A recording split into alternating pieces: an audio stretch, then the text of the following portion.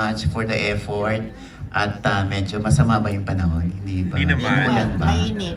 Mainit? O, di ba? Umuwi ka na, Romel. Dito malamig, masarap. Ayan, Okay. So habang pinapanood po natin to, sana po walang Video. walang magbi-video. Wala pong camcording na magaganap. At para mas ma-enjoy niyo yung experience.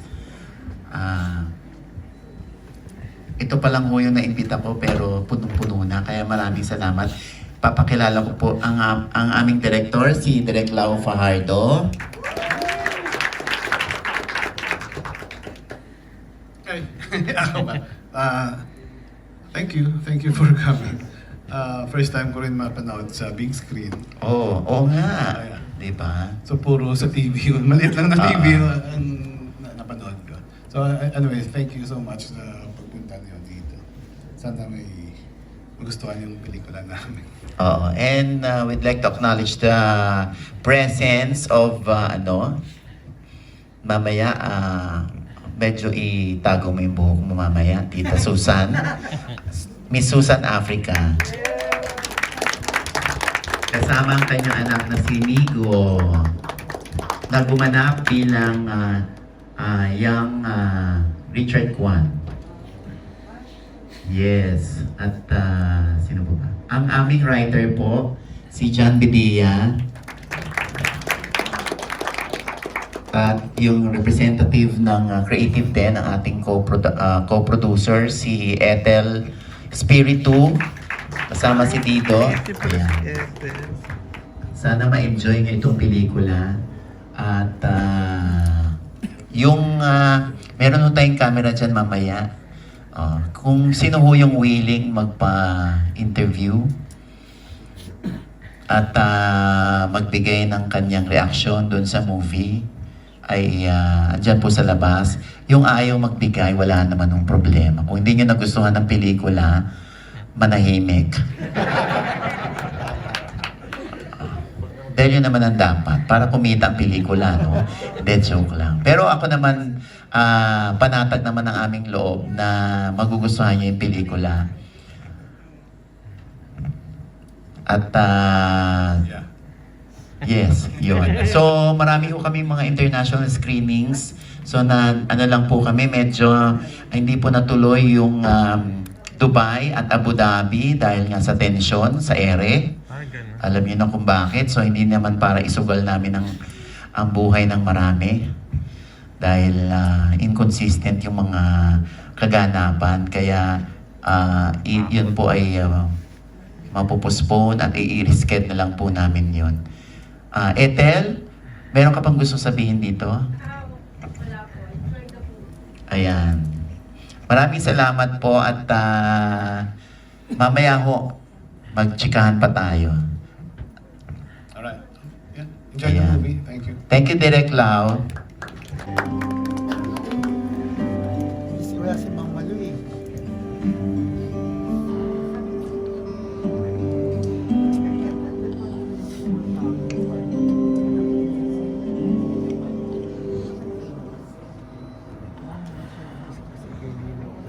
Maraming salamat po kung nagustuhan. Yes. Ayan.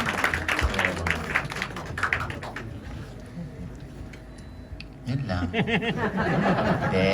Gusto ko magpasalamat dahil syempre ang hirap pa magkaroon ng ganito kasi ako mismo na-experience ko yung mga naglalayasan. Pero walang umalis. In fairness, at ihina kami. Ha? Ihina. Ing-ina. Ang ganda. Ayan, maraming salamat sa inyo at kung nagustuhan ninyo, Pa-interview na. meron po kaming doon sa labas. Baka pwede ko kayo magpaunlak ng konting reaksyon tungkol sa napanood ninyo. Kung gusto nyo lang naman. Kasi, kaya ako sinasabi dahil pag nanonood din kami mga premiere night, pag hindi ko gusto yung pelikula, tumatakas ako. Ayun. Guilty. Pero kung nagustuhan nyo to, ayan ako, Diyos ko. Maraming salamat po, ha? Okay, so ito po ay ano rin, parang media con din ng Bahagya dahil meron din po kaming Q&A portion. Pero gusto ko munang batiin ang napakahusay. Gusto ko sabunutan. Gusto natin sabunutan lahat dahil napakahusay. Pinagalit niya tayo. Inakyat niya yung buwisit sa ulo natin. Miss Susan Africa. Halika, Miss Susan. Kaya ito na lagi natin sinasabi, kahit nangongo, kay Susan tayo. Iba ba yun? Ano? Ayan, syempre gusto ko rin tawagin yung kanyang anak na gumanap bilang young version ni Richard Kwan, si Migo. Migo, halika. At si Direk Lawrence Fajardo. Ayan. Baka may mga katanungan kayo tungkol sa pelikula, tungkol sa... Oo. Walang umaalis, Miss Susan. Iniintay ka nila sa labas. Oo. Ang reaction mo, first time po napanood ni Miss Susan ito. Nainis ka rin po ba sa sarili mo? Actually, sasabihin ko sa inyo, nung una ko nabasa yung script, uminit ang ulo ko. Pero bilang artista, syempre, kailangan mahalin mo yung character mo. Pero ito, hindi ko mamahal eh. Inintindi ko na lang. Congratulations sa inyo. Congrats. Sana naman naibigan mo, Miss Sue. Yes, ang ganda ng storytelling. Pero syempre, hindi ko pupurihin ang sarili ko. Kami na, bahalang pumuri sa'yo dahil ka puri-puri naman. Buti nga, hinahanap nila kung uubo ka rito. Hindi po. Another, ano po yan? Another movie. Binabayaran po ang upo ko. Oh. Ayan. Migo, anong reaction mo? Ito po yung anak ni Tita Susan sa tunay na buhay. Alam ko gusto niyo na gawin ko na para sa inyo. Grabe si Mama because yung pag-intindi sa isang character, yung... Alam natin villain siya sa story. Pero yung villain, hindi din naiisip na, masama akong tao. Maganda yung pag-justify ni Mama, ni Aurora sa story. Kung paano na, tama yung ginagawa ko kahit anong gawin ko. Pati ako pang, ito na naman tayo. Pati habang nanonood, ginagawin ko si Mama, ito na naman tayo. True to life na ito, ha? True to life. Yeah, well done, Mama. As Ayan. always. Ayan. Direk! Hi. Ayan, kung meron kayong katanungan para kay Direk, kay Tita Sue, at kay Migo, sa mga reporters, Papaoy. natulog ka ba, Romel? Hindi. Mamatay. Ikaw yung tatanungin ko, paano mo nabuo yung cast? Ha? Bakit sila, alam natin magagaling lahat sila, di ba? Paano mo naisip na sila yung code mo para dito sa pelikula? Ikaw as producer. Okay, so naisip ko yung hindi mo naisip, Romel. So binuo namin tong cast na to. Ang gagaling eh. Oo. Kung mapapansin ninyo, halos magkakaisa yung mukha nila. Lahat sila moreno. Kulang na lang dyan si Kuya Germs at si Isko. Kasi kung moreno yung pag-uusapan. Pero sila, tinanong muna namin si Zanjo kung tatanggapin niya. Nung tinanggap niya, saka pa lang kami nag-audition ng mga gaganap na nanay niya. Mga kapatid, kung mapapansin niyo, isa hubog ng mukha. Pina-audition din yun. Kaya medyo ilang araw tayo nag-audition direct, no? Para lang ma-perfect namin na family kasi mahirap yung may mistiso kang kapatid dahil di ba, hindi naman suswak. Baka hindi maniwala yung mga tao. May Kaya- mga handpick si Richard Kwan. Si Richard Kwan yan, handpick kasi Medyo... kahit si Migo nag-audition. Migo. Oo. Si Jingjing. Si Jingjing din. Jingjing Yung din. mga bata doon na nakita nyo kanina, lahat yung nag-audition. Lahat sila nag-audition. Pero kailangan kahulma ng face ni Sanjo at saka nung tatay. Kaya si Jingjing. Medyo mahirap i-cast dahil nga kailangan talaga maging halos kan mukha. Kasi sila lang naman talaga yung major cast, the whole family. Even yung first time ko siya nakita, sabi ko, parang si Richard Kwan siya. So, pwede. Even sa post-production, yung nag-decide kami na yung totoong boses talaga nila ni Richard and Kung mapapansin nyo, totoong boses ni Richard tsaka ni Sanjo. Sanjo, yun. Hindi sa kanila. Mm-mm. Para at least medyo may konting authenticity para lang na siyempre hindi naman nag-iiba yung boses ng totoong tao. Oo. Ang ganda. Kasama rin namin doon sa movie si Lay ang sa alaga namin, yung isa sa mga kabatch nung high school ni Sanjo. Ayan. Meron pang tanong? Kamukha niya si Jingjing. Ha? Oo nga, pwede siyang nanay. Oo nga. Kay Direk siguro, tanong ko lang. Baga may shot kayo din mo na isa Nazareno, di ba? Mm-mm. Talagang kuha yun ng time ng Nazareno? O yung Yeah, oo. So, Feeling mo ba AI? During pre-prod, so naghanap kami ng buti na lang hindi pa na parang January yata yun. January 9. Oo. So talagang inano namin, tinaon namin Tinaon na talaga. translasyon. Translasyon. Para makuha namin yung mga shots. Para yung feels ng sa Quiapo sila nakatira, ganyan. how hard, Direk, to shot yung guy? Actually, wala ako doon. So, nagbigay lang ako ng mga shots sa DOP because medyo mahirap din mag-shoot talaga doon. So, andun yung DOP, andun yung PM. So, nagbigay na ako ng mga shot list para sa DOP. I think kaya niya naman yun. Believe naman ako sa DOP because I've been working with him a lot. Even si Albert Banzon. So, alam niya yung mga gusto kong shots. Kay Miss Susan, kumbaga, kamusta po katrabaho si Sanjo? Grabe, ang dami niya eksena talagang tumatak doon sa movie na talagang nakakatouch sa mother and son. Si Sanjo, mahal ko yan. Ilang beses ko na yung naging anak. Kaya may chemistry na kami. At tumawag si Sanjo ng workshop, no? Direct. So, ilang araw yung dalawa? 2 days. Si Sanjo lang tumawag ng workshop. So, nandun din yung cast.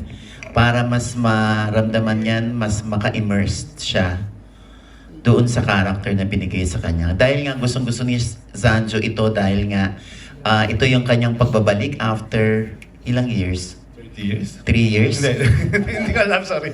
Si Sanjo, ayun. 3? 3 years? 2 years. Okay. Oo. Kaya, yun. Papa, hindi mo naisip na ipasok to sa MMFF? Ha? Hindi mo nga mabigkas yung MMFF eh. Ba't ko ipapasok ito, Romero? Manila Film Festival? Ha? Metro Manila Film Festival? Ah,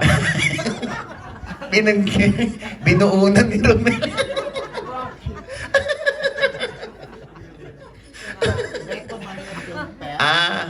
Oo. Actually, sa MTRCB, nung nag-MTRCB kami, sinabi nila na, nung pinakita namin to sa SM Cinemas, yung manager doon ng mga cinemas, sinabi, sana in-MMFF nyo. Sabi ko, hindi na po, okay na po kami. Kasi syempre, alam naman natin pag MMFF, Romel, no? Medyo mahirap makapasok.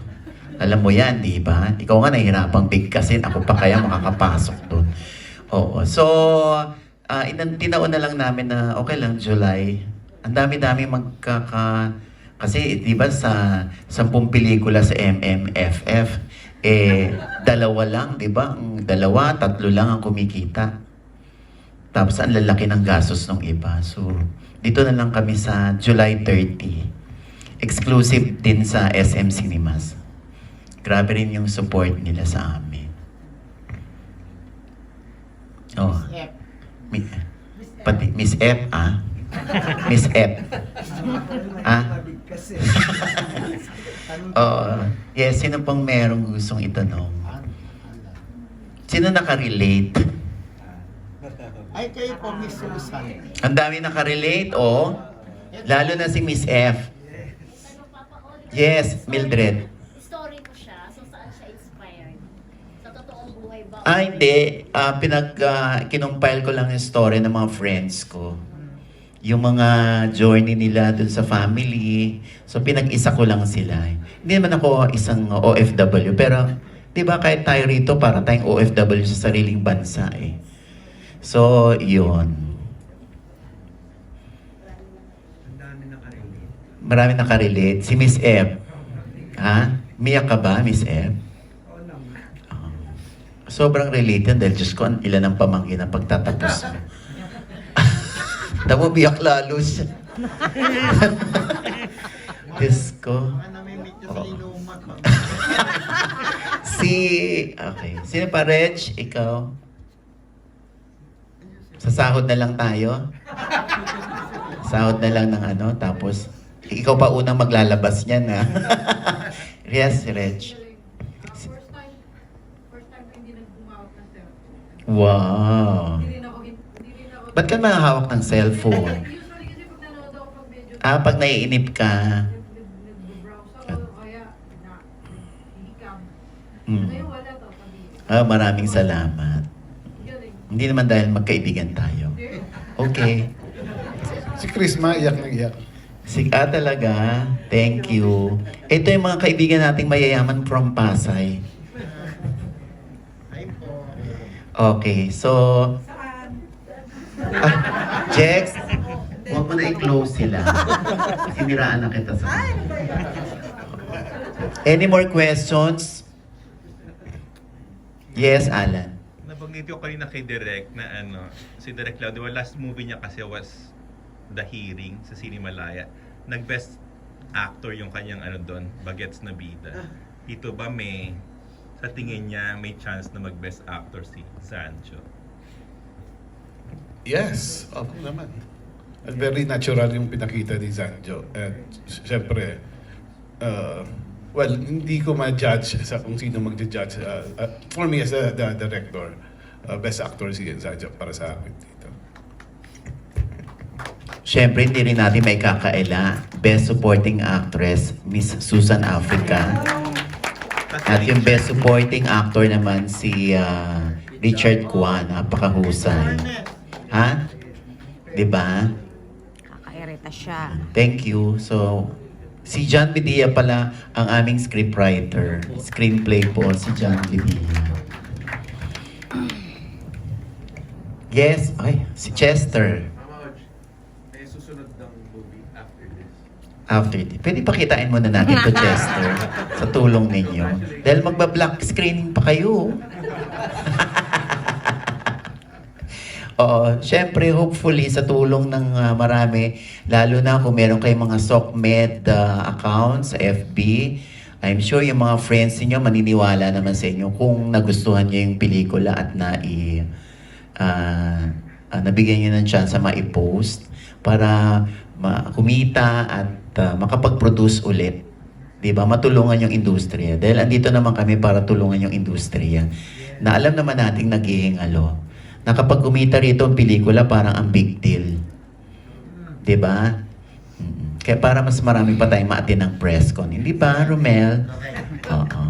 Bakit sa SM lang? Ha? Hindi sa lahat ng cinema. Bakit sa SM lang? Exclusive. Exclusive po. Iba din hindi ko naman sinasara yung pinto nung para sa iba. Pero iba rin kasi yung support na binibigyan ng SM kapag exclusive sa kanila. So bibigyan ka talaga nila ng maraming sinihan, tsaka yung support nila. Actually sa July 1 nga, pinatawag lahat yung mga SM Cinema managers para magkaroon ng exhibitors screening para maisip nila or mag-meeting sila kung paanong strategy ang gagawin para mas ma-invite yung mga audience para manood. Ipopromote din nila. Yes, ipopromote din nila. Tapos meron pang mga trailers papakita sa lahat ng SM. Aarte pa ba? Di ba? Yes, Reg. Pahabol lang po. Baby Susan Africa. Siyempre yung mga ibang di ba lagi kayong kontrabida? Okay na ba, paano nyo na-handle yung basher? I'm sure marami kayong basher. Magiging bashers dito? Kasi ibang mga kontrabida lang. Mga naiinis sa kanya. That's a good reaction. I handle it with a sense of humor. I don't take it seriously. Oo, pag wala kang basher, Diyos ko, tanongin mo na sa sarili mo, bakit? Ginawa ko para wala akong basher. Ibig sabihin wala ka naapektuhan at irrelevant ka. Diba? Ang Upilak family, maraming salamat sa inyo. Okay, wala na. Maraming salamat sa inyo. Pwede na ho tayong, Kayo dyan sa likod, wala na hong tanong. Thank you kay Terence, kay Brandon. Salamat. Sana nagustuhan niya. Ito po yung mga producers din na inimbita natin dito. Thank you, Miguel. Tsaka kay Jen at kay Ian. Thank you. Sa Envy. Meron pa yung closing. May Envy pa yan. Tsaka ano. Oo. Nandyan yan. At kay Chef Jeng at kay Tito Papa Ferds. Thank you. Maraming salamat po sa inyong lahat. At sana ay ipamalita natin. Pero wag naman natin i-spoil yung kwento, yung ending. Para po mas pwede rin natin silang inggitin. Oh, kaninang plema yung narinig ko. Lakas ng putok eh. Oh, anyway, yun pong sana po wag nating i-squill yung nangyari sa ending. Wala na tayong magagawa dahil andun na siya. Diba? Meron din po isang unit dito, meron dun po sa labas. Kung gusto niyo pong bigay ng reaksyon sa pelikula, pwede niyo ilabas yung galit niyo kay Miss Susan doon sa labas. Oo. Tsaka kung naibigay niya yung pelikula. Maraming salamat at maraming salamat din sa Mowel Fund na tinulungan din kami para maging posible itong aming screening dito sa Mowel Fund. Thank you Mowel Fund. Kay Sir Res Cortez, thank you so much. Maraming salamat Sir Res.